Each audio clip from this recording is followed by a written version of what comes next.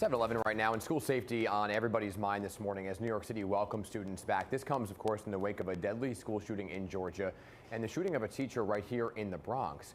But gun violence, just one of the many challenges facing school safety officers. We're here with more details on what is being done is the chief of NYPD's School Safety Division, Inspector Tracy Mullet. So good morning to you, Inspector. Great to have you here. Good morning, Dan. Good morning. Thank you for having me. Happy first day of school, but there are some serious topics to talk about first and foremost. And I want to begin locally with this teacher that was shot in the hand in the Bronx, recovering this morning. What exactly happened there? Where are we at with the investigation? As students are heading back, there's a suspect still on the loose. So, as you know, it's still under investigation, and our detectives are working diligently. What we do have so far is that the shot came from outside, from a long range, not necessarily within a block distance.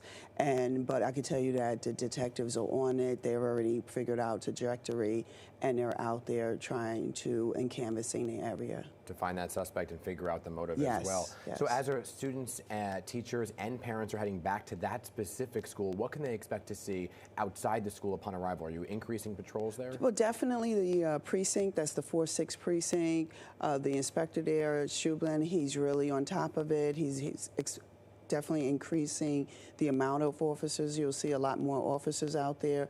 You'll see some agents on the perimeter. So we have a collaborative plan that we were going to go at least 4 to 5 blocks from the distance from the school, and you'll see definitely in the whole area a lot more visibility of police officers as well as school safety agents working hard, but not enough that we intimidate the kids, stress them out, but just enough to bring comfort to the parents. And system-wide, when you look at that, right, a lot of the shootings last year happened outside of school grounds, not in a school, but near a school, right? So how are you protecting system-wide the areas and corridors around the schools? So it's good you mentioned that. In yesterday's shooting, again, it wasn't from inside the school, it came from outside, and we see this, right? So what we have is a coordinated plan, and we have our stakeholders, whether or not precinct commanders, youth coordination officers. So when you see safety, as you said, it's a coordinated effort. It's an effort that doesn't just take school safety. We're working with the precinct commanders as well as the local officers, the sectors, to say, you know, how can we, in transit as well. So you talk about safe corridors, and these are the corridors that our children take to and from school. You'll see I have a youth response team as well. Okay. And you'll see the youth response team on the corners, near those local eateries where the children tend to gather, making sure they get in transit. We'll coordinate efforts with transit. You'll see a transit post in the area as well. You know, yesterday there was this horrific mass shooting at a Georgia school. 4 people killed, 2 of them teenagers, 2 of them staff. You know, and there's this talk now about how that gun got into that school and metal detectors, and I'll get to that in just a moment. But hearing the news of what happened yesterday at the Georgia school, how is that impacting the first day back to school here in New York City? You know, first, you know, it's a tragedy, and our hearts and prayers go out to that community.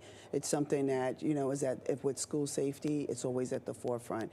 And I could tell you in New York City, it brings, when we hear something like that, we're always saying, is there a nexus to New York City? Yeah. First, we know now it's not, and then second, it brings up, we plan for this, right? This worst case scenario is what school safety agents, they're very dedicated, they're committed, they do active training, shooter. No nexus to New York City? No nexus at this time to New York City. And we have that.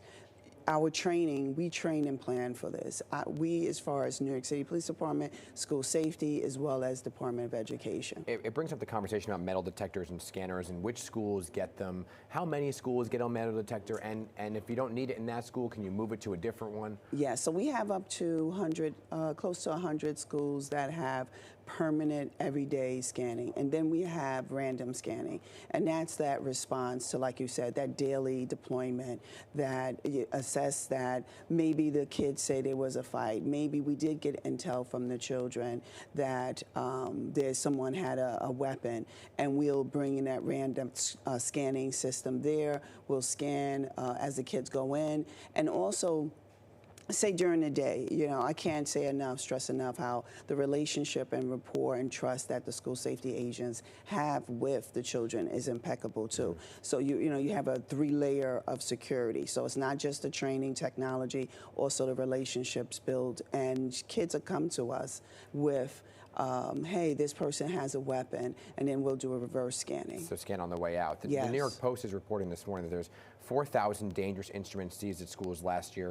300 of those were weapons. Can you talk more about what exactly that looks like and break it down in terms of numbers and how you want to get that number down even further? Because it sounds like an alarming number. It is, but if you think about it, part of that number is if the kids had a vape, if the kids had maybe a comb that we see that if they were bickering, they could use. Right, but 300 of them were weapons.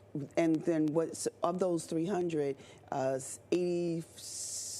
30% of those were guns, and I can tell you that some of those guns were retrieved in non-scanning schools, and that because of those systems that I just spoke about, that the teachers who were there, who they were trusted, that system was put in place, and we got those guns out of the school. Good. I know we got to go.